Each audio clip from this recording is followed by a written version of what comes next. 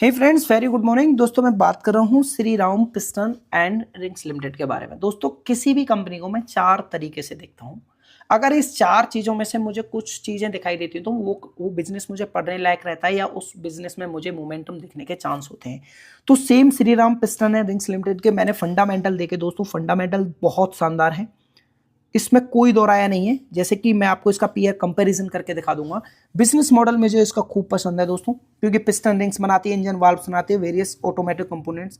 Domestic से लेके export तक कंपनी अपना एक्सपोर्ट भी कंपनी के पास में बहुत अच्छा है। डोमेस्टिक में 85% रेवेन्यू आता है और 15% का जो रेवेन्यू है दोस्तों इसका एक्सपोर्ट से आ रहा है, यानी फॉरेन से इसको 15% का रेवेन्यू मिल रहा है। ये चीज़ें हुई।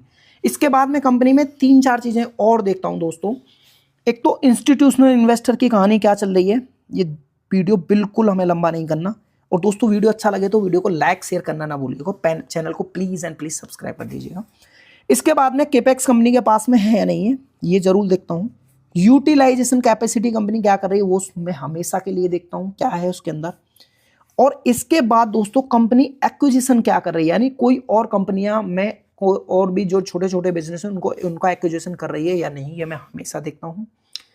और इसके बाद में लेवरेजेस कंपनी के पास में लेवरेज कंपनी कर पा रही है या नहीं है ये मैं हमेशा देखता हूँ। और दोस्तों उसी बेस पर मैंने एक कंपनी के अंदर कई चीज़ें देखी हैं जो कि मुझे यहाँ से इस कंपनी का बिजनेस मेरे हिसाब से, क्योंकि ये मेरी कोई सेल और बाय रिकमेंडेशन नहीं है, ये जस्ट एक नॉलेज पर्पस के लिए मुझे लगता है कि ये बिजनेस यहाँ से बहुत अच्छा करने वाला है। जैसे सबसे पहले मैं पीए कंपैरिजन में अगर आपको बता देता हूँ, पीए कंपैरिजन अगर आप देखते हैं तो इसके पास में एक 8 स्टॉक मुझे यहाँ पर दिखाई दे रहे हैं। 8 स्टॉक में सबसे कम पीए आप देखेंगे तो दोस्तों इसी कंपनी का है। अगर आप आरओसी देखेंगे तो 25% का आरओसी यहाँ मिल रहा है, बाकी किसी कंपनी का इतना आरओसी नहीं है।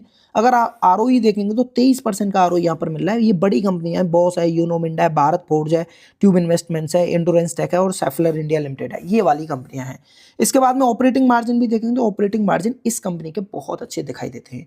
अब एक्विजिशन में बात करता हूं तो दोस्तों जब आप इसके पीपीटी आप ओपन करेंगे तो पीपीटी में आपको इसके सारे जो है एक्विजिशन दिख जाएंगे, लेकिन ये एक्विजिशन आपको नहीं मिलेगा। इसको मैं यहां पर बता देता हूं। ये एक्वायर किया है इन्होंने 100% एंटोलिन इंडिया फॉर 159 मिलियन, यानी आप कह सकते हैं 16,700 मिलियन रुपए में, यानी 167 करोड़ रुपए में इन्होंने इसको इस बिजनेस को एक्विजिशन किया है, इस बिजनेस का। तो ये एक्विजिशन हुआ। और अंदर जब आप इसकी पीपीटी यानी जब ये ओपन करेंगे तो आपको इसके अंदर एक एक्विजिशन का एक पूरा एक पेज मिल जाएगा और उसमें वहां पर आपको पूरी स्टोरी बिल्कुल समझ में आ जाएगी। तो इसको थोड़ा सा पढ़िए, क्योंकि जब हम खुद आदत डाल देना तो हमारा एक विजन उससे क्लियर होता है और हमें एक बिल्कुल कॉन्फिडेंस आता है कि यार जो कंपनी हम पढ़ रहे हैं वो वास्तव में बहुत अच्छा कर रही है। ये यहाँ से आपको ये चीजें मिल जाएंगी। और एक एक्विजिशन ये है, इसके बारे में जब आप इसको ओपन करेंगे तो आपको समझ में आ जाएगा। मैं इसको मोटा मोटा बताता हूँ, ये भी ऑटो कंपोनेंट्स ही बनाती है। इससे क्या होगा ना कि दोस्तों एक डाइवर्सिफाई पोर्टफोलियो बन जाएगा, इसका प्रोडक्ट बनाने का पोर्टफोलियो आपको यहाँ से देखने को मिल जाएगा। तो ये है इसके लिए मुझे यहाँ पर ये लगता है। अब इसके बाद में आती है कंपनी के इंस्टीट्यूशनल की बात करते हैं। इंस्टीट्यूशनल आपको मिलेंगे FINDI दोस्तों, यहाँ मिलेगा इसके शेयर होल्डिंग पैटर्न में। प्रोमोटर देखेंगे, प्रोमोटर की होल्डिंग अच्छी खासी है, 43% होल्डिंग कंपनी पिछले 1 साल से लगातार बनाए हुए हैं।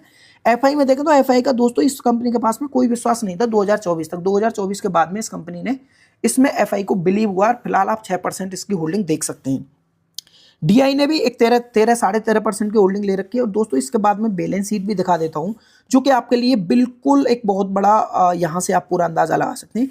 कंपनी देखिए कर्ज मुक्त है, कर्ज मुक्त कंपनी है। रिजर्व में अगर आप देखेंगे तो कंपनी के पास में 2,500 करोड़ का रिजर्व भी है।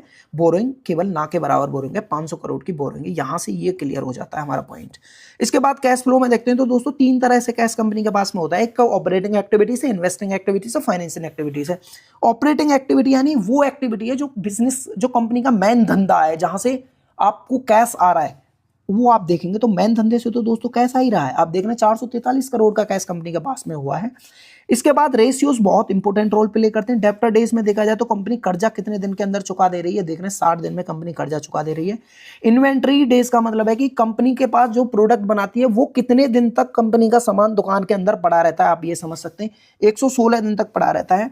डेज पेबल यानी कितने दिन में भुगतान कर दे रही है कंपनी, 104 दिन तक लगभग हो जा रहा है। कैश को पूरा कैश कन्वर्ट होने में कंपनी को 75 दिन का का समय लग जा रहा है।